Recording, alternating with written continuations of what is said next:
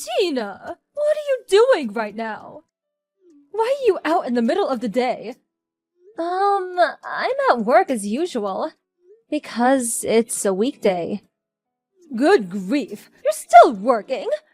I've been telling you since forever to just hurry up and quit. A woman is supposed to stay at home after she gets married. Making money is the man's job. That's what I was doing when I was your age. My dear grandson Noah's still so small. It's not fair on him. Times have changed since then, you know. The cost of living is higher now, so it's difficult to get by on a husband's salary alone. And Noah's in elementary school now, so I don't have to see him 24/7. Do not talk back to your mother-in-law. There's no way my Jack's salary isn't enough on its own. Are you sure it's not just you being bad with money? You must be neglecting the finances because you're working too much. This is all the more reason for you to stop working.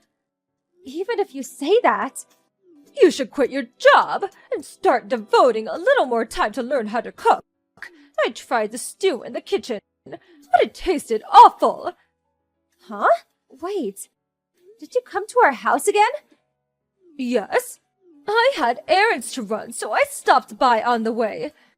But no one was in, so I messaged you. Just hold on. Did you get another spare key made without telling us? I told you to stop doing that. Do not enter our house when we're not there. Why not? It's my son's house. Besides, I have to conduct surprise checks every now and then to make sure you're not slacking on the housework. And just as I suspected, whatever was in the pot was absolutely disgusting. Inside the fridge was a disorganized mess too. Don't eat our food without permission. That's our supper. I can't let my Jack or little Noah eat anything that disgusting. I threw it in the trash, so make it again. What? You throw it away? You'll get ill if you eat things like that. The flavor was too strong. It had a weird acidic taste. And it smelled weird. So I threw it all in the trash. What? Are you joking? You threw the chicken stew I've been preparing since this morning into the bin? That's Jack and Noah's favorite dish. Don't tell lies. There's no way Jack would like something that disgusting. My tenderly cooked chicken. What are you doing there? Did you just go there to throw away our food? Oh yes, I forgot. I'll be having a tea party with some friends this Sunday. I'd like you to bake us some confectionery for the occasion.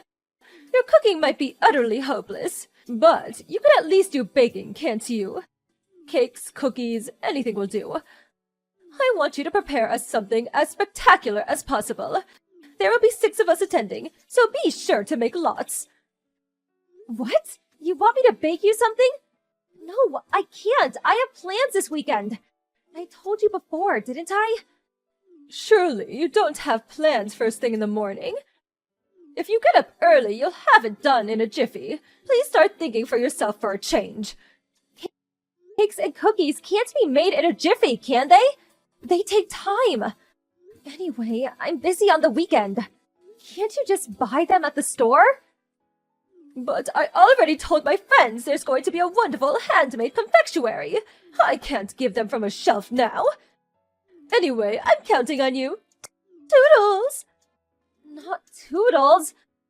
I can't and I won't. Remember the last time you forced me to make something? You didn't even pay for the ingredients.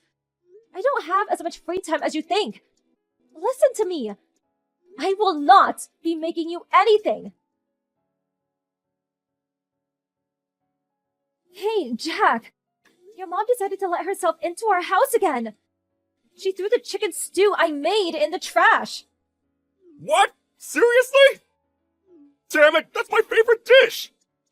Didn't you take the spare key off her? You said you were going to talk to her about this. Well, I know, but she insisted it'd be more convenient if she had a key in case anything happened. Then she started crying and said, "Don't be so cruel to your old mother!" I felt bad. I didn't have the nerve to take it off her by force. Don't let her play you like that. Do you have any idea how many times she's thrown my dishes in the trash? It's such a waste, and the food expenses are going through the roof. If she doesn't cut this out, we're going to be in serious trouble.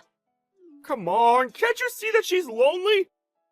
My dad's out at work all day. You and I might not be that far away, but we do live separately. Surely it's fine if she comes over to keep herself busy now and then.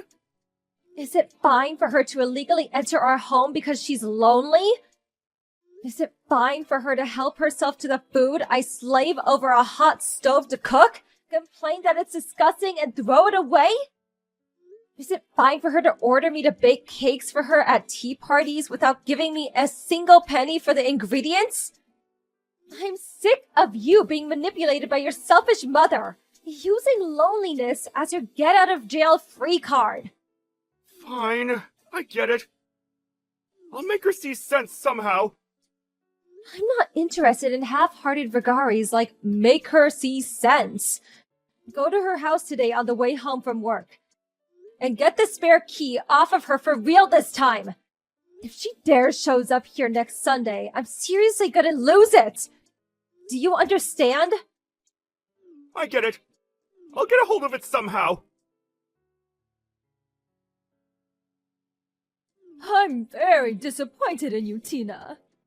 I requested that you make some confectionery, but no matter how long I waited, nothing came. So I took it upon myself to go and collect it. No one was home, so I let myself in. What on earth was all that? There was a feast laid out on the table. You even prepared cake, despite not making what I asked you to. To think you live in such luxury when my Tom is out working. I won't allow it. On top of that, I tried a bit of everything, but it tasted awful. So I threw all of the food on the table in the trash. I took the cake for myself, though. Do you know what day it is today? Huh? I'm asking if you know what day it is today. Did you know when you did it? What do you mean? I don't follow. It's Noah's birthday today. What? The feast laid out on the table as well as the cake were all for Noah. I told you I had plans, didn't I? Those plans were to invite Noah's friends over to celebrate his birthday. The reason I'm not home right now is because I went to meet his friends at the train station. I can't believe you managed to throw all the food in the trash and steal his cake in such a short space of time. No matter how much you might not like me, to ruin Noah's birthday like this is just cruel. You're the worst mother-in-law on the planet. It's Noah's birthday today? What? You don't remember your own grandson's birthday? You're not old enough to be going senile. No, I knew it was sometime this month, but I didn't think it was today. If that was the case, why didn't you tell me beforehand? You're the one who cut the conversation off before I had the chance to tell you. Didn't Jack explain this to you? He was supposed to be going to your house. I haven't heard of such a thing. And why on earth didn't you invite us to Noah's birthday party in the first place? I did plan on inviting you, but you told me you were hosting a tea party. So I thought you could stop by another time and didn't say anything. Plus, your husband's at work. More importantly, how do you plan on making up for this? I had to cancel Noah's birthday party because of you. And after his friends went through the trouble of coming. What? Why did you have to cancel it? You could have ordered takeout for the food and grabbed a cake from the store. There are many alternatives. At least no one would have to eat your terrible cooking that way. What are you talking about? Noah can't eat regular food or cakes. You know that, right? Huh? Why? What?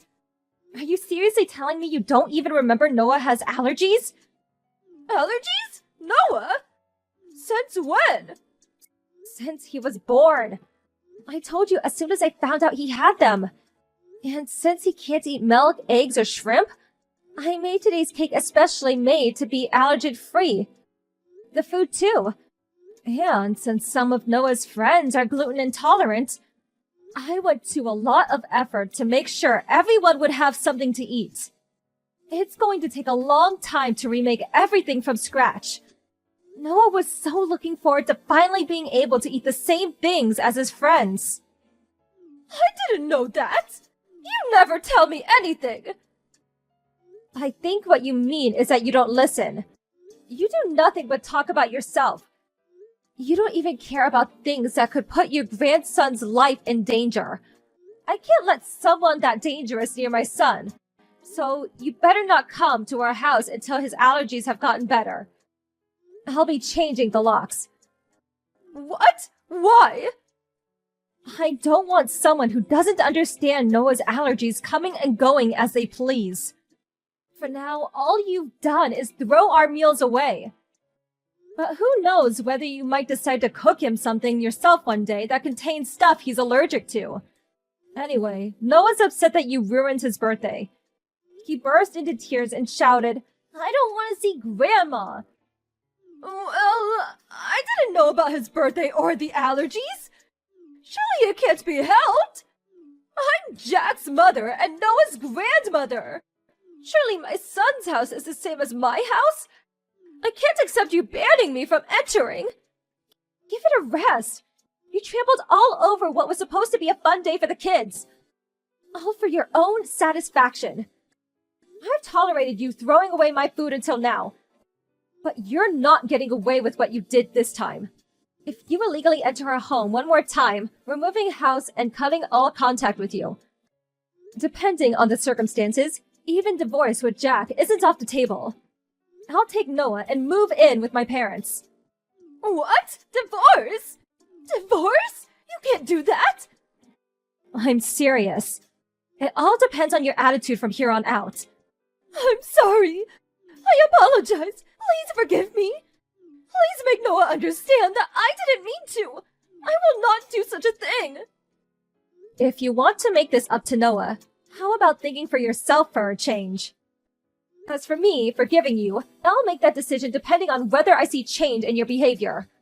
I have to go see Noah now, so excuse me. Toodles, mother-in-law. My mother-in-law immediately rushed over to apologize with cake and hors d'oeuvres in hand. But as usual, everything contained allergens. So we refused the food and took possession of her spare key. She stayed outside the front door shouting, causing a racket for a little while. But Noah, who was already in a bad mood from having his birthday ruined, took one look at her and shouted, "I hate Grandma!" and threw a screaming fit. She must have tattled on me to Jack straight away. Because when he got home, he started complaining at me, saying, "Don't make my mom cry." But I swiftly lectured on him on how it was entirely his fault for not taking the key off her in the first place. And when I said, "Should I take Noah and break off all contact with you?" he started panicking, got on his knees, and apologized. Jack's completely on my side now, and his mother, afraid of being cut out of our lives, stopped coming to our house out of the blue. Now, with an appropriate degree of space between us and the in-laws, our lives are comfortable and stress-free. The birthday party was successfully held the following Sunday. Everyone came over to join the celebrations, and Noah was finally able to eat the same cake as his friends for the first time. I'm so relieved that his birthday party didn't end up being a sad memory.